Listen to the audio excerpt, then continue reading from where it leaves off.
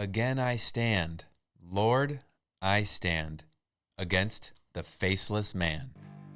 Today, on my own podcast, we break down Faceless Man!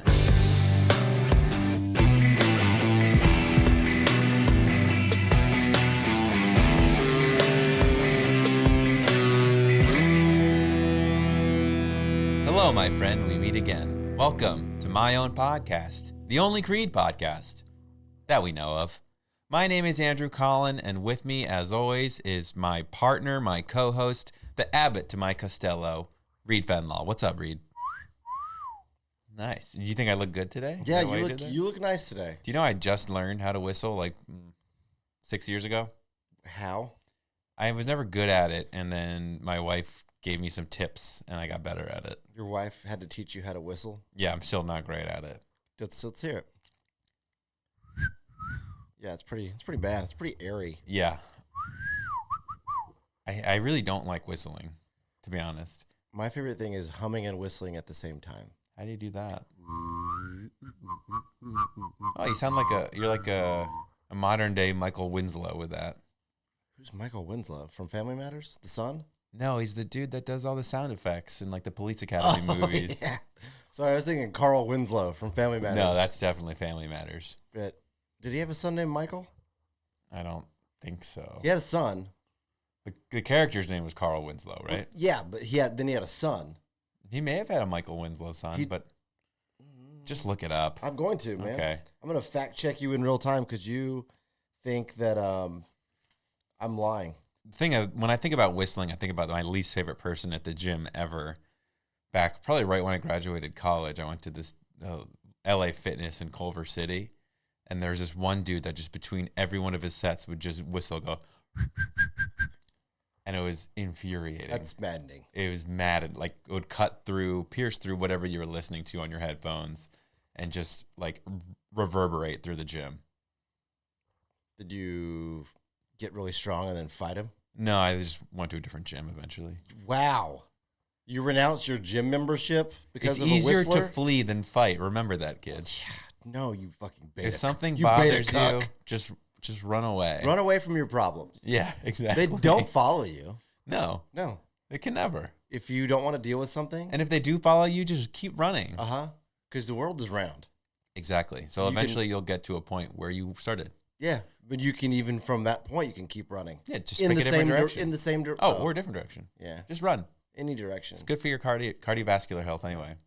I've got good news for you. Yeah. Turns out I was right. He played a character the son was named Eddie Winslow, just like I said. You said Michael. Did I? I guess you probably didn't. Yeah, there's no way to know that. So happy daylight savings, dude. I hate it. Do you? Why do we still do this? I don't know. But it was kind of nice that it was an extra hour of sleep today. Yeah, and then it's going to be dark at fucking 4:30. 5 o'clock tonight. Yeah. Like, I don't... Why are we still doing this? Arizona doesn't observe it. Indiana doesn't observe it. There was something... I didn't know Indiana didn't observe it either. Yeah. That's I was reading, there was like a bipartisan proposal in 2022. Yeah, I remember that. That like made it through the House but died in the Senate, I think. And I'm like, why can't we... What's the controversy here? Who likes it? Tradition. I don't know. Who likes it being dark at 4:30 in the afternoon? Honestly, my wife likes it better. And I'm like, you're the only one. And she's like, no, I think a lot of people do. And I'm like, no, you're the only one. I hate it. But I think the hard part would be is if you did live in Arizona or apparently Indiana, like how the hell do you know when stuff is on TV? You just have to like factor in daylight savings time and your time zone because there are other places in the Arizona time zone that have a different time. Yeah. I mean, Arizona, half the year is mountain time, half the year is Pacific time. That's crazy. I know. You guys, Arizonans. Fucking How do you keep up? Man. I wouldn't be able to keep up with that. I had a guy in my improv class. We have a show scheduled for a day at like 4 o'clock or whatever. And we were in class before the daylight savings times happened. And he's like, so will the 4 o'clock show be at 4 o'clock or 4 o'clock daylight savings time? So like 3 o'clock. And everyone was like, oh no. What? Like, look at your phone on the day of, and it's at 4:00. And go at that time. It was wild. I will say, I don't know why we don't have like appliances yet that with smart clocks that'll update themselves. I feel like some of them do. I mean, our microwave definitely doesn't. Yeah, I mean, I had to change my microwave and car and oven. Yeah. And car. And clocks, old school clocks. Your grandfather clock in your bedroom. I don't have a grandfather clock. You should. I just have cool. I have my grandfather there, and he tells me what time it is on the hour every hour. How much do you pay him? I don't. Wow. He's tied up. That's messed up, dude. Yeah. Dude, I'm just kidding. I know. My grandfathers are dead. Oh. Okay. I'm sorry about that. Mine too. Makes you feel better. That doesn't make me feel better. Okay. It just makes you feel worse with me. Well, at least none of them are subject to telling us the time whenever we ask. Because our phones do that for us now. Thank God. And our watches. Thank God for our phones. Amen. Thank God for FACELESS MAN. Nice segue. Yeah, thanks. It felt natural. It was. It was natural and great and super. Well, okay, before we get into that, anything else going on with you? You need to talk about? Shot a commercial the other week. Yeah, you did. It was pretty fun. That's fucking awesome. It was like a comedy kind of commercial, so I'm glad I got to say lines in it that were silly and fun. Give me a line from it. Let's perform it. Let's reenact it. I'm gonna modify it slightly because it has trademarked words in there. Okay. Ooh, look at you. What a responsible actor. The premise was that I'm like a coder or whatever, and like it's our boss is not, and we're speaking like effectively like a whole other language because he doesn't get it. So we're walking around saying like made up terms. So I go, he's like, "Hey Phil, how's it going?" And I'm like, "It's all chillin', man, dude." All chillin', manude? Yeah, I'm like, it's just chillin', my dude. Oh, my dude. Yeah, like it's just made up word, my dude. Okay. Then at one point, I'm pouring coffee into an invisible mug. So it's just going on the ground. Real coffee into an invisible mug? Yeah. Wow. Okay, so movie magic. How did they, was something on the floor catching it? Oh, how did they do that? You thought ahead, Reed. Yeah. There were like 3 people around me putting in napkins in a bucket beneath like where my feet were. Because originally they didn't have the napkins there and the sound was way too loud, so it couldn't catch my audio. Yeah. So I felt so bad. I mean, luckily the coffee was not hot, obviously, because that would be dangerous. You're just wasting. Did that kill you to waste that much coffee, though? A little bit. Did they use real coffee? Yeah, I think it was like crappy Starbucks, like pre-made coffee. Have you ever done a spot where you had to eat something or been on set where they're consuming food while they're being filmed and had, cause they keep spit buckets on the ground next to like actors who are eating. Yeah, if you're doing like 20 takes, you don't want like that much cheese. I've never been in one where I'm eating on camera, but I've been. You've had one where you've had food. Yeah, I've had one where I've had food, and I've produced some where actors are eating, and it's really gross.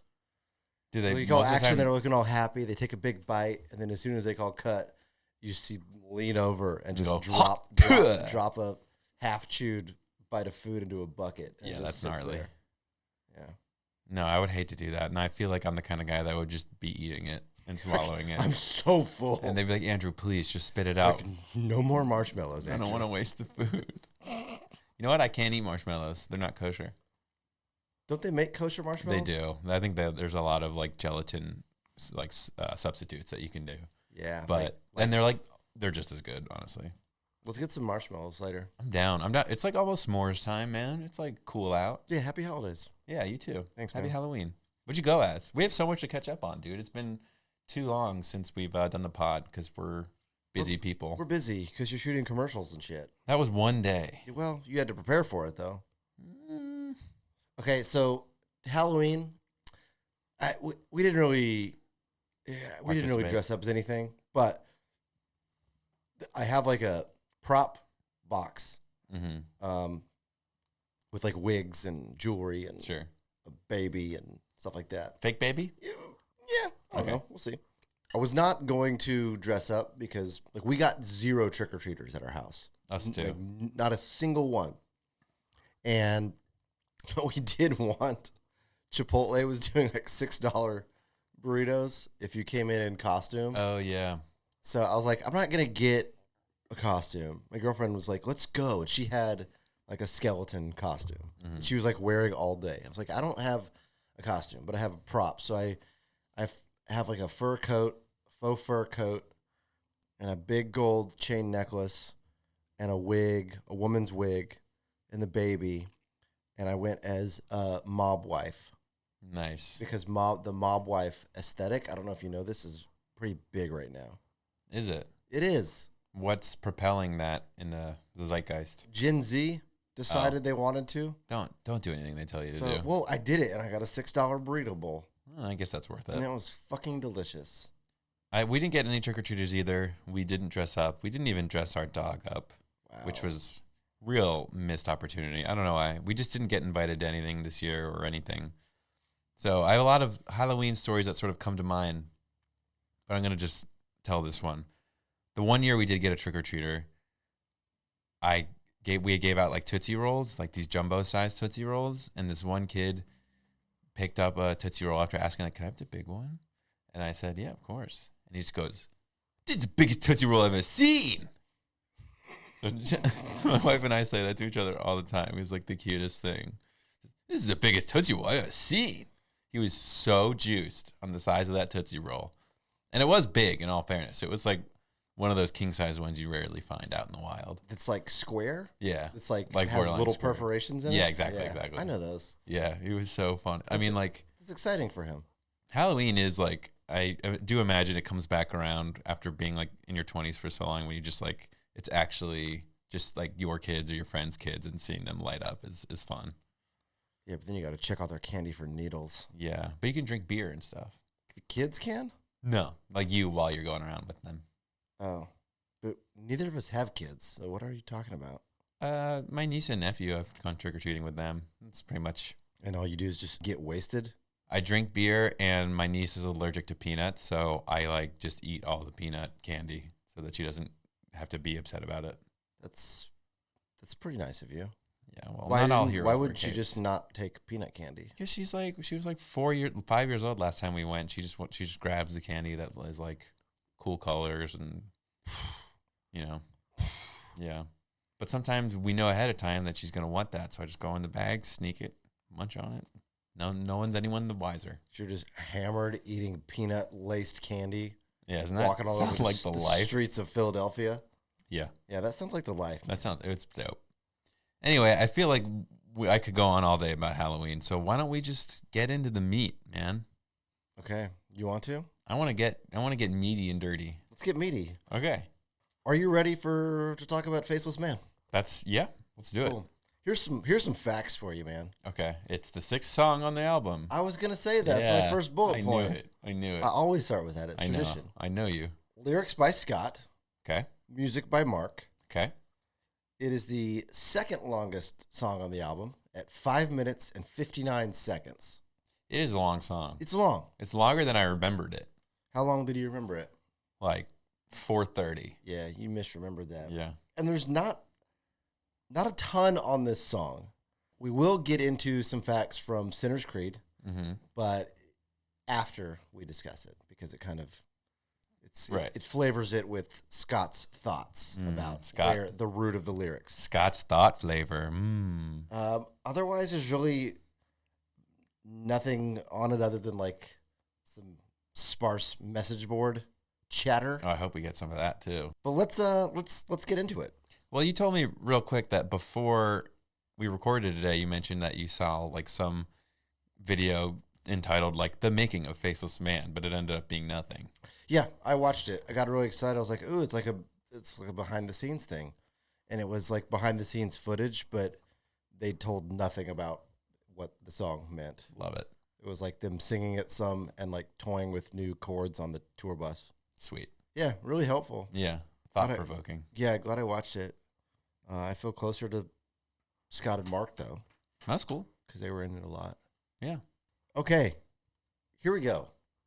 I spent a day by the river. It was quiet and the wind stood still.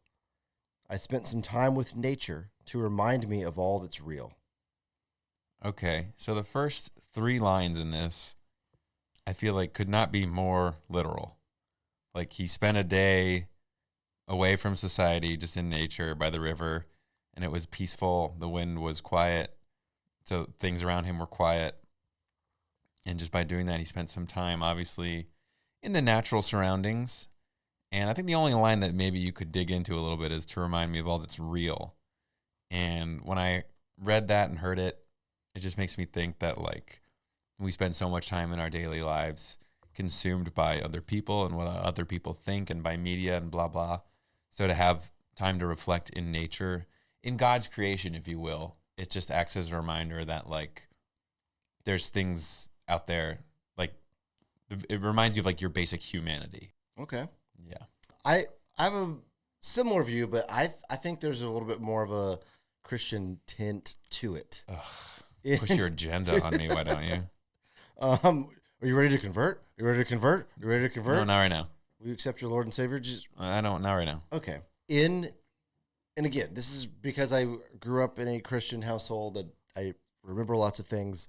In the Bible, like water and rivers a lot of times symbolize Christ, or at least an aspect of him, like forgiveness, like being washed by the water, drinking from the river of life. Baptism. Baptisms, things like that. So I think it's both literal and also a little bit metaphorical in that, because like you said, the last line, to remind me of all that's real, you even mentioned, like, there's God in nature, to be closer to God. So I think the river represents the presence of God, or an aspect of God. I do think the quiet and the wind stood still. I spent some time with nature. That's pretty straightforward. Mm-hmm. In the last line, I think he's just saying, like, the fake stuff, the manufactured shit doesn't really matter. God is in nature because he created it. Right. Or he was just on a nature walk and nothing's that deep. Yeah, he could just be on a nature walk, just like listening to some music and getting his hiking boots out. I mean, taking some Instagram photos for the public. What I will tell you about the root of this song from Scott might make you think he was just on a nature walk. We'll get to that. Okay. We'll get to that. Okay, so we're relatively aligned here. You're just not as religious. But yeah. I guess we need that. Okay. It's funny how silence speaks sometimes when you're alone, and remember that you feel. I said, it's funny how silence one more time speaks sometimes when you're alone, and remember that you feel. I kind of like this line because it's, like, really simplistic, but, like, sort of like an observation about just being human. Whoa, being human. Did you just go through puberty? Yeah. Andrew just started puberty, everybody. It's good. We're here. We did did it. Yes. But, yeah, I mean, I think it's just when you're removed from all the distractions of daily life, I think he's just noting that when you're away from all those distractions, you remember you're presented with all of your feelings, and you can't run from your thoughts and your feelings, and you're kind of just left to reflect on who you are and your life. So it's like you drown out the noise in your head so easily by everything in your life. So just by being alone and by being one and present with nature, it's like it's just you're more in touch with your humanity, with the fact that you're alive. So you can't run from your thoughts. Shit. No, you can by going back into society. Okay. Yeah. But not in this way. No. Okay. Yeah, I think this is the whole saying is like what your own thoughts are like the loudest when you're alone with them. I think you're thinking of like. Am I saying something? Milking a cow is great. Yeah. Why buy the milk when you're alone with your thoughts? Yeah. For free. Yeah. Okay. We got it. Yeah, I think it's teach a man to think, catch a fish for life. Yep. Teach a horse to water, and two in the bush. Bush. Yep. I think it's saying you feel things the deepest when you are alone. Yeah. Like you can't fill those gaps in with other people with, I mean, I guess this is like written in probably 98. It's like no one was on social media, but like nowadays. Zuckerberg may have been. Who? Zuckerberg? In 98? 99? Yeah, he knew about it. No. He was doing it. What did they? Tom from MySpace. Okay. Maybe Tom. Yeah. Maybe Tom. Yeah. It was planting seeds of it. I also think it's not just like the bad thoughts and emotions too, but the big word that comes to my mind is like appreciation and thankfulness. Mm-hmm. So I think it's a good, it leans more in like, this is a good thing. Yeah, I think it's like he's saying that sometimes that's necessary to be alone, to relearn or to maintain your ability to feel. Like the line of and remember that you feel. Right. To me is like, yeah, you need that to get back to your baseline of like, cool, I can handle being alone with my feelings. For sure. That's awesome, man. Tight, man. And the chorus. Again I stand, Lord. I stand against the faceless man. And then he repeats it. Yeah, so I guess the crux of the song falls on this line. Like, what do you think the faceless man is?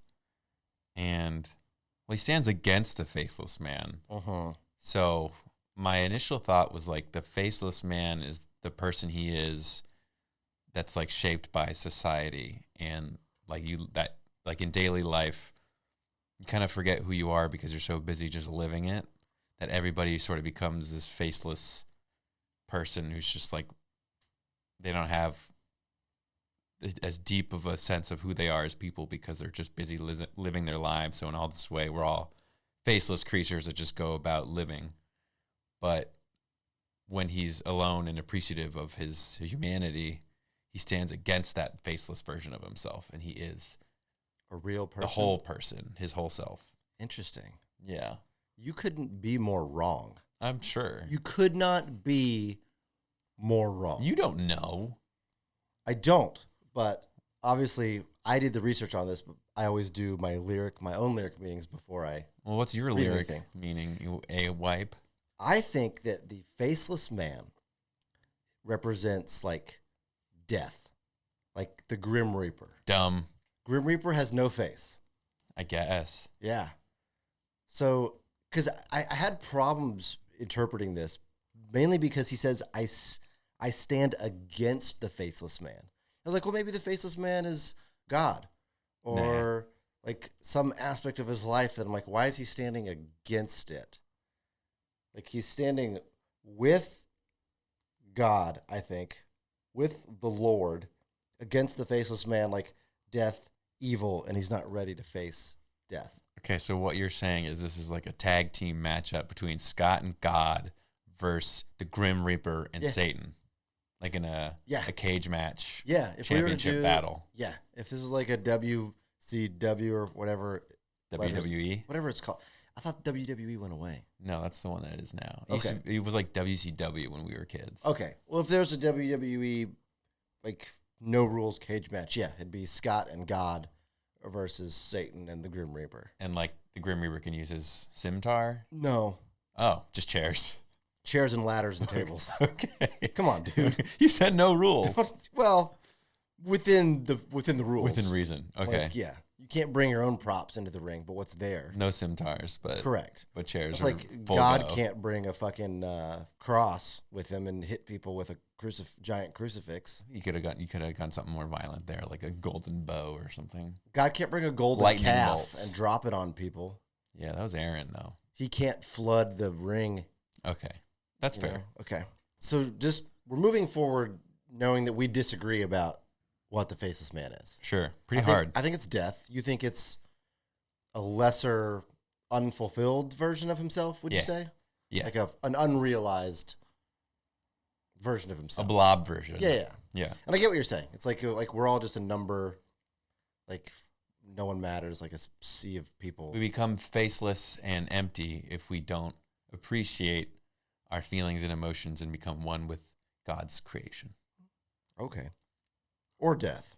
Or is death. Okay, just read the next one. Now, I saw a face on the water. It looked humble but willing to fight. I saw the will of a warrior. His yoke is easy and his burden is light. Okay, this is the one that I'm like, what the fuck are you saying, dude? When I think of I saw a face on the water, it makes me think he sees a reflection of himself. Mm-hmm. And it looked humble but willing to fight is... I don't really know. That one's hard. Like, because if he is looking at a reflection, why does it look humble but willing to fight? Like, what is he willing to fight against? Skipping over that for now. I think within that reflection, he sees a strong person, and I don't know what the fuck his yoke is easy means. Is he talking about his own jizz? Whoa. That's what I thought it meant. Whoa. His yoke? Why would it be easy, though? What does that even mean? Because he's easy, man. You describe your jizz in one word. Easy. Yeah. Easy. So his jizz is easy, and his burden is light. No. You kind of might have to guide me on this one, because I'm like, Dude. I feel very lost. I know it's not actually jizz. I got you. So I think, again, this is because of my Christian upbringing. Mm-hmm. There's a story in the Bible of Jesus walking on water. Right. I think that is the face that he sees on the water. He doesn't say in the water. Usually when we say reflection, it's I see a reflection in the mirror. I see a reflection in the water. Yeah, I guess. And this is a face on the water, and I think that's very important. Again, I could be totally fucking wrong. It looked humble and willing to fight. I think one of Jesus's prime qualities was humility. Mm-hmm. But he was also like willing to sacrifice and fight for humans, for those who were willing to follow him. But not like fight as in he's jacked and is willing to go into the ring. Yeah, he's not UFC. He's not cage UFC match. fighting. He's Okay. not like in there with Brock 'Cause Lesnar. I don't think he had like a great protein diet, probably. No, I think he was probably plant based. Yeah. I feel like Yeah, probably like. he was a hippie. Yeah. Yeah, I saw the will of a warrior. I think he was also, Jesus was powerful when he needed to be. His yoke is easy and his burden is light.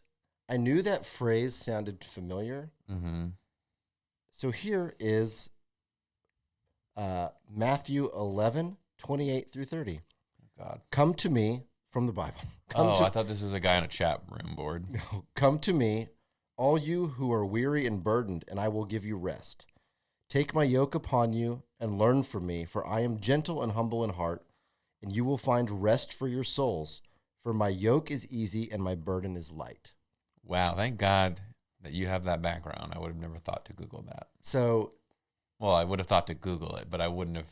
You know what I'm saying? I knew that I'd heard it before. That's what I meant. Which made me look it up. So I think he's obviously lifting that last line straight from the Bible, which essentially means, and why I think he's talking about Jesus, he says his yoke is easy and his burden is light.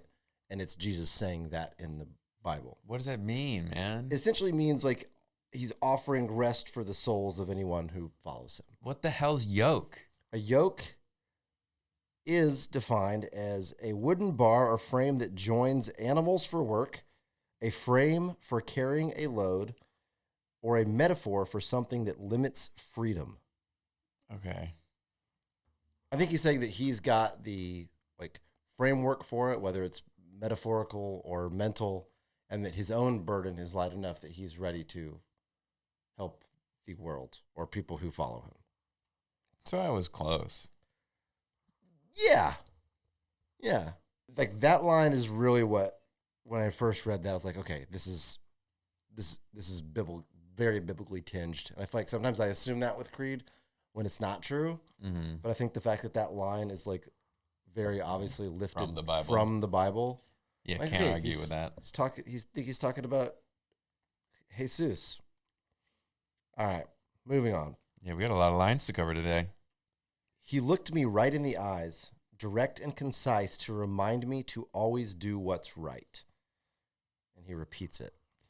Yeah, so kind of based on either if it's Jesus or if it's himself, which kind of, after our discussion, I guess you're probably more accurate, but... Sorry, say that again? For the people in the back?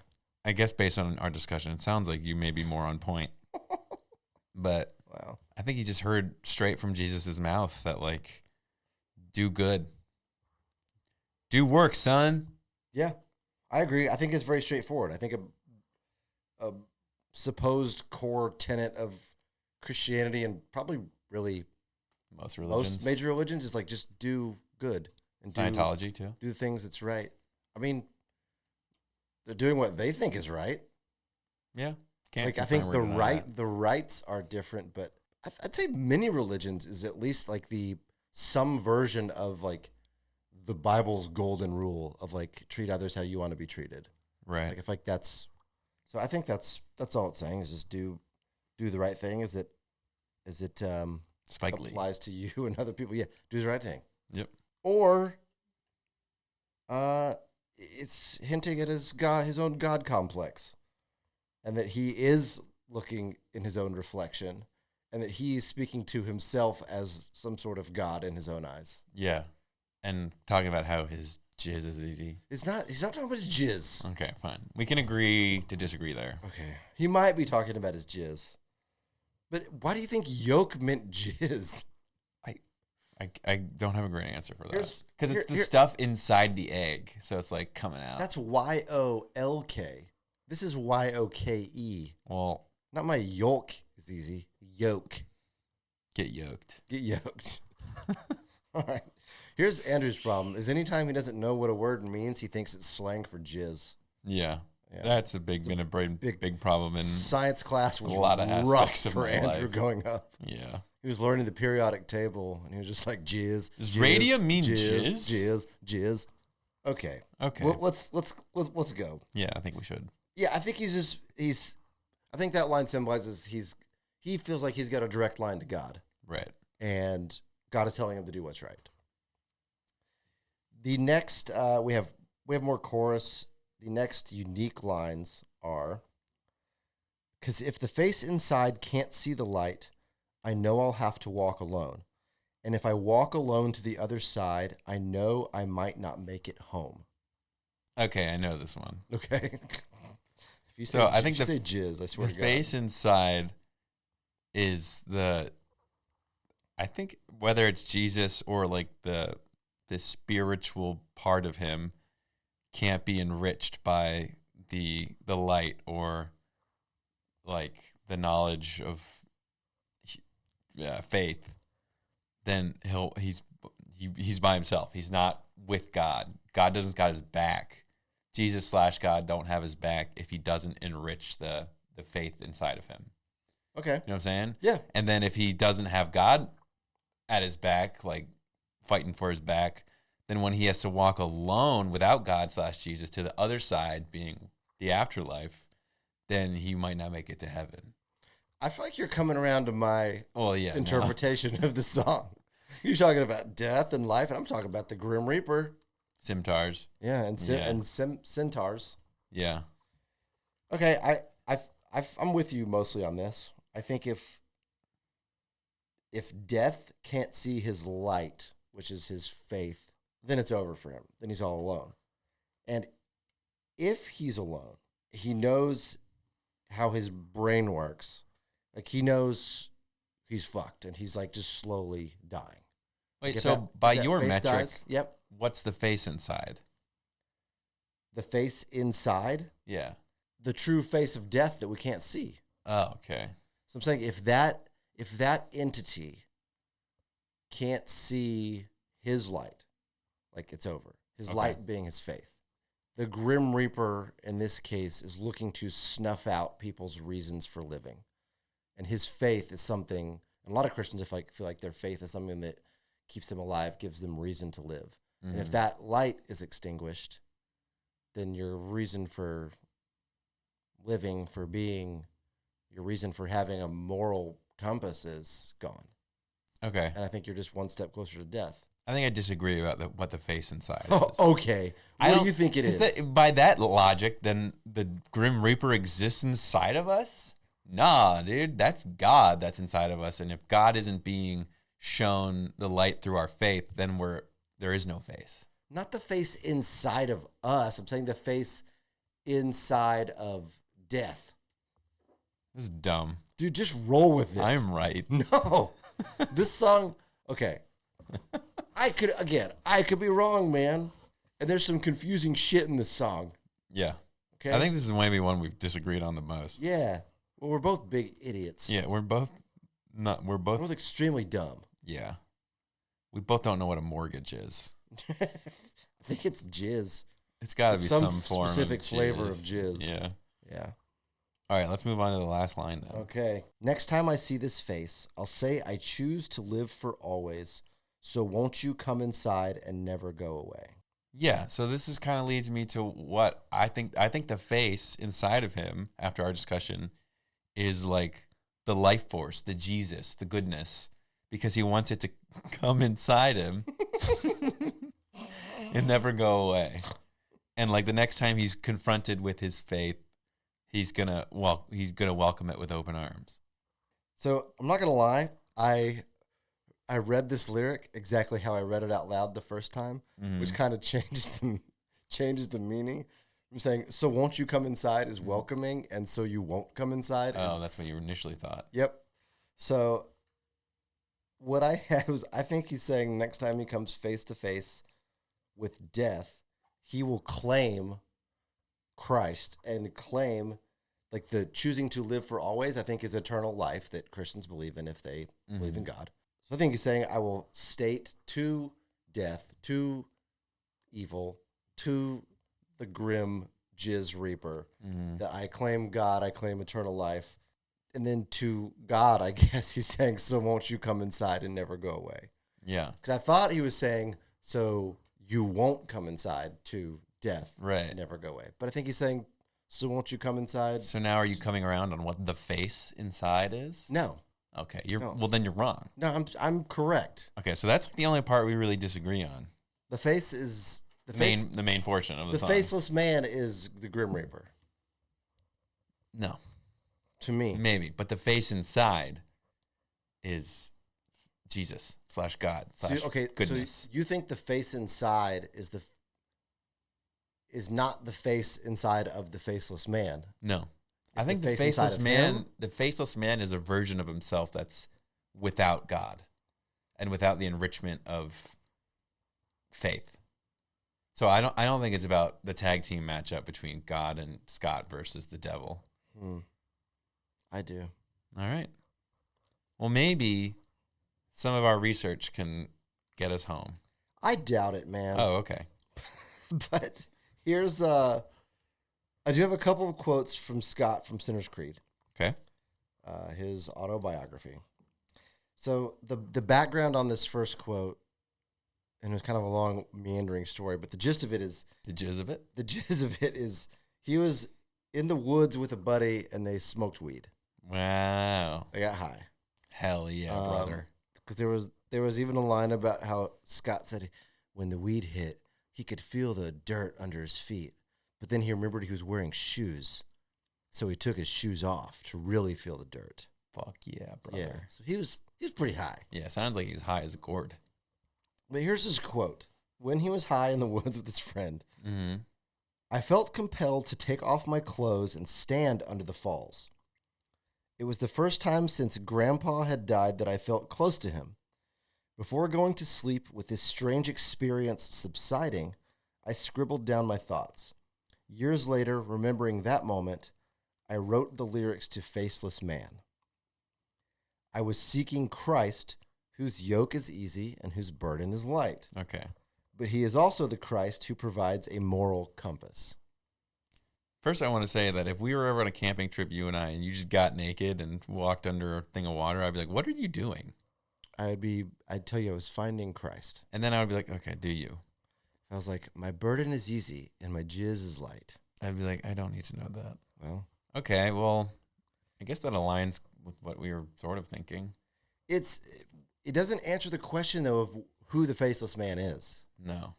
Because it's almost certainly, even though he says he's seeking Christ, the faceless man is almost certainly not Christ. Yeah, I think we're agreed there. But we're just not agreed on who it is. Right. I mean, I can see your perspective. Was there anything else on Faceless Man? No.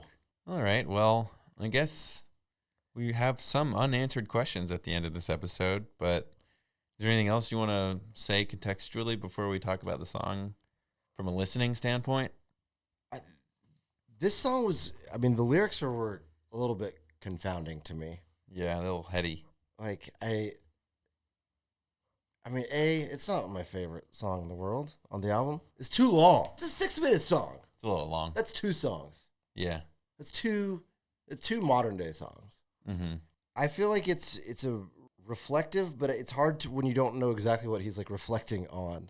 Yeah, but I think tonally and emotionally, there's sort of like a thing that can resonate within you, even if you literally don't know what it's about.